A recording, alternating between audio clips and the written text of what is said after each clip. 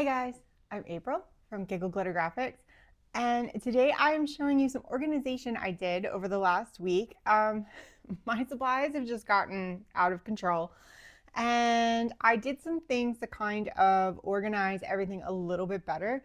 I'd also like to start kind of mass making base items like tags and things like that. I'll show you some of these in a minute.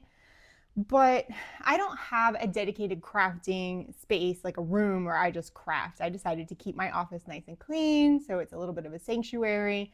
And I put all the mess downstairs in our bonus room. We have a big table for games and gatherings, so I just clutter that all up. And then I have to clean every time we have everybody over, which is good because otherwise I just have heaps of stuff everywhere all over the table and I get lost. So I wanted to show you some things that I have done to attempt to organize myself in this space so that it's easier for me to get things out of the way, have people over, and then get things all back out again so I can get back to work. So the first thing that I did is I got some new storage carts, and let me see if I can move my camera a little bit so that you can see these carts really quickly. All right, boom, here we are. And it's kind of a high angle, but you get the idea. These are those 3-tier rolling storage carts. I'll put a link to these down below. I got them off of Amazon. I think they were $35, $36. I found them to be super reasonably priced. And these I can just roll into the closet where I keep the folding chairs that go with this table. Boom, that table right there. And let me get myself all back in focus here. And that gets them out of the way. Now, this is not by any means all of my supplies. I just put the most important supplies on the cart. I've got a little cabinet where I normally would put board games and things like that, but I cleared out a couple shelves over in the corner, and that holds some other things, and I am going to show you some of the things that go in there. But for the most part, I have a good variety of supplies downstairs that I can pull from, and everything else is upstairs in storage. So my top rack, let me pull this right there. I've got ephemera pieces, I've got paper clips and clamps and brads and things like that. I just kind of toss in the top. There are a couple little things floating here. I had to clean up. My dad came to visit and it was a real quick, okay, last couple things in. There we go. I have all my punches, the glues that I like to use, decorative scissors. This is where I keep my microphone for recording so that I don't lose it. It's very small. That's a top. Bone folder and rulers are tucked into the side, and there is a hook off to the side. You can't quite see it on camera that has my scissors hanging off of it, and it's whoop, there. This came with 3 hooks, so that works pretty well, and I can see almost everything. I have a problem, and I'm sure we all have this problem, when the supplies go out of sight, they go out of mind, and then they don't get used. The second rack is all of my stamps. I've started collecting, and I've ordered some more of these clear stamps that go on the blocks. I like them. They let me get some vintage elements in. I don't do a lot of vintage, but I love to mix it in. I love vintage. I love thrift shopping, but my aesthetic is a little more bright and colorful. So I like to mishmash it all together. So I've been getting a lot of these, but I still collect stamps like from my sister. Here's the clear blocks for the stamps. Those are all in there. These little stacking trays came from Target. I had them already. They just happened to work well for this project, the organization. I had them for a while. I think these are mainstays. It's just they're stacking bins. So let me get some of that. And then there's 2 more under here with more stamps. Those are all stacked up in the middle. And then I have a bigger container with my larger stamps. And then the boxes, I get these at the thrift store. They often come in these Stampin' Up boxes. I haven't peeled the price tags off from when I bought things.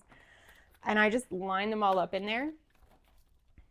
And do I see anything else? No, it's all stamps all day long, all the way through there. So that's like the stamp and ink shelf.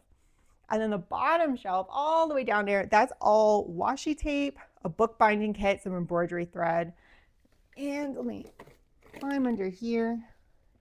And then I have a container where I kind of put all my bits and bobs in, some of the special stuff, stamp stickers, seals. I picked up some keys at the thrift store in my last trip. These are awesome. I can't wait to use one of those. So I have kind of a little accents box. But overall, it's pretty simple. Washi tape, stamps, glue, punches, and then odds and ends that hopefully now that I can see them, I will use them. I also have some of my other tools on here. I've got a scoreboard, that kind of thing. You can fit so much into one of these. And I got two, so I can have one on each side of me. My chair is right where I'm sitting. So let's see, let me roll over. Let me roll this one out of the way. Excuse my sock to put there.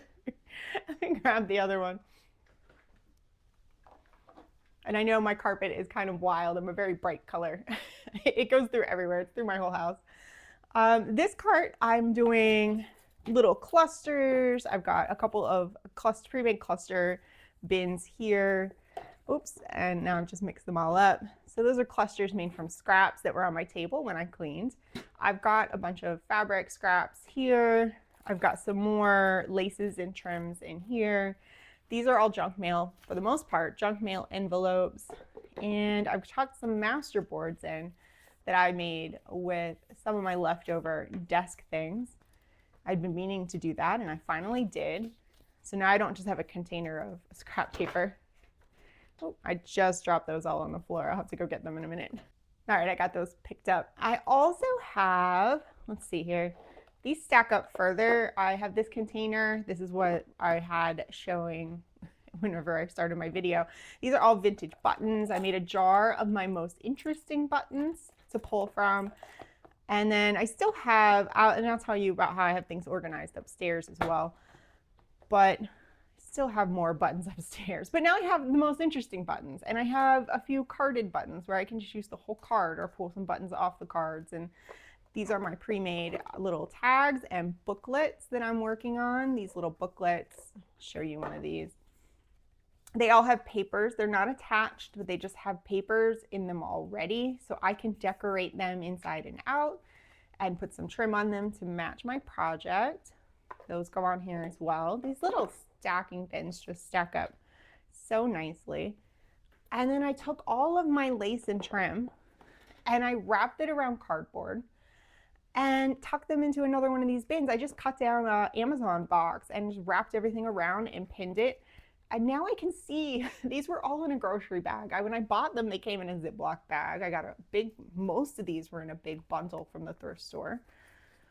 But I just didn't know what I had. And now I can see all of them, which is super exciting. And I have some tucked in the back in their original package. I love that vintage lace seam tape. That's some of my favorite stuff.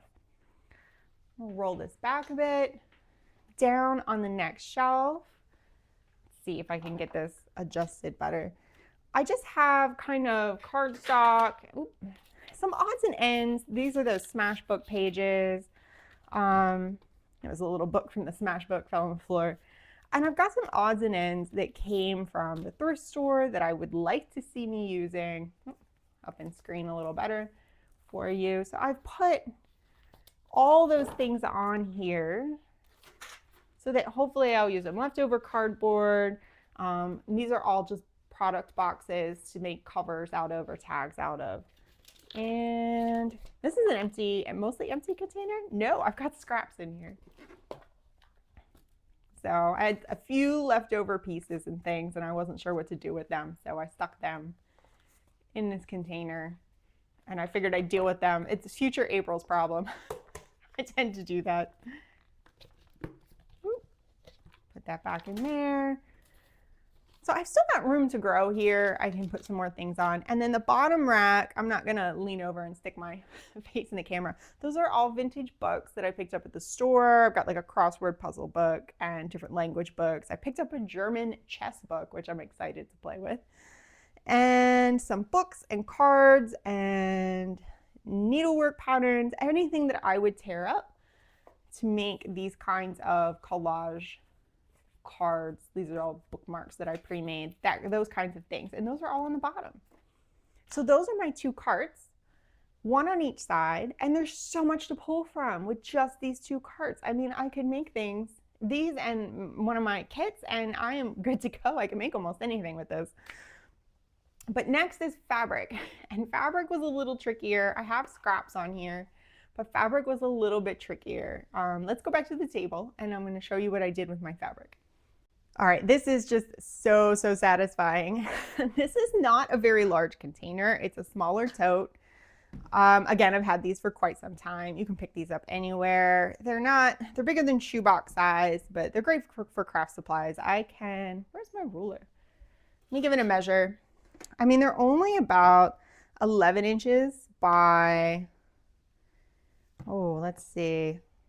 What is that? 12, 13, 14, 15, 17 or 18, 11 by 17.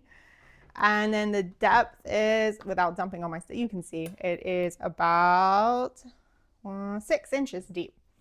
So not that big, easy to stack. These fit in my cabinet to the side. And I have a huge fabric collection. They're in one of those giant totes, sorted by color into Ziploc bags. And it's deep and it's a little messy, and there's so many little swatches of fabric in there that you can't always see everything that's in the bag. So I went through, ironed everything that needed ironed, and pulled kind of a fat quarter, about a quarter yard of fabric off of each chunk, because I don't use large pieces of fabric, and a lot of them weren't large anyway. Folded them up and put them in here and made myself a little tote that stays downstairs in the cabinet of fabric to pull from. And then as I use this, I'll get more fabric from upstairs, put it in here. So I thought that was a good solution to having just such a huge stash and not using it, because I would open the bin and it was just analysis paralysis. I'm like, what do I do? Do I just start digging through bags and then make a mess? And so this was my answer. So I've got a tote full of them, kind of sorted by color, not entirely, close enough. You can see everything that's in here. It's pretty tight. I had to put some cardboard in here just to kind of keep things separated. Again, Amazon box, 2 flaps. I cut a slit and there we go, made one of those crisscrosses that fit in here. And that's gonna help keep everything from popping out whenever I pull something out. So that is tote number 1 out of 3 that I'm keeping downstairs, because that is what fits in the cabinet.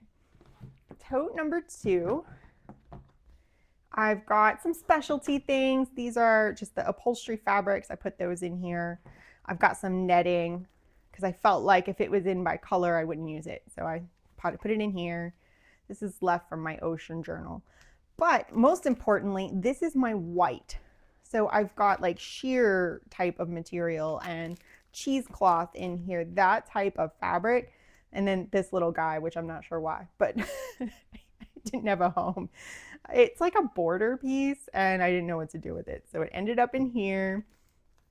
I think I got tired by the time I got to this point and I might have tossed a couple things in here. But the basics, the cheesecloth and that kind of thing, I just put right in here. This is not too much to dig through. And I know, oh, everything on the bottom is white and there's a couple goodies on top.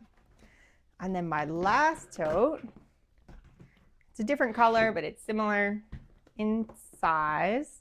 These are all scarves. These are all scarves I got at the thrift store, most of them in one bag. I got a really good deal one day. So they're all rolled up in here. And I can kind of go through if I want to tie for a journal, or I want a special cover, or I cut these up. I use them on their own. I just tie them. It depends on what I feel like doing, but there's some great stuff in there. So this is the scarf bin. And now I know I'm not allowed to buy more scarves because I have a whole bin of scarves. All right, these are those scrapbooking boxes that are about 12 by 12, a little bigger. They go into a rack. They're not very deep. I have one for each color. This is the white bin, and I have all the supplies sorted by color. And I'm gonna refill from these, but also if I'm working on a project and I'm like, there's white, there's blue, there's green in this project, I will grab that one color bin and bring it down. And I'll have other things to play with. I've got like glitter and baker's twine and things like that in here. And some of these things might make it to the cart eventually, rhinestones. But I know that I will grab these containers that are color coded and bring them down, and then they have a place upstairs. I just close the lid and put them in the rack upstairs. And I think I also got these on Amazon. I will try to link those below. Whoops, I will try to link those below as well. But it let me put them in a closet. They're out of the way, and there's a place for this container to go. And I can just, it's a little messy, but I just close the lid, put it back where it belongs. It's labeled. This one says white and clear on it. And the other ones are also labeled by color. And that lets me get that mess out of the way quickly and efficiently. Well, I hope that you found this video helpful. There are lots of ways to organize. This is how I organize my things. I am going to maybe start doing a little kind of mass making. We'll see, because I'd like to fill up. Look at all the space I have to pre-make things. So I plan to start doing that so that making my journals goes a little faster. So we'll see what I do in the future. As always, thank you for watching. Please, if you enjoyed this video, like and subscribe, and I will see you in the next one.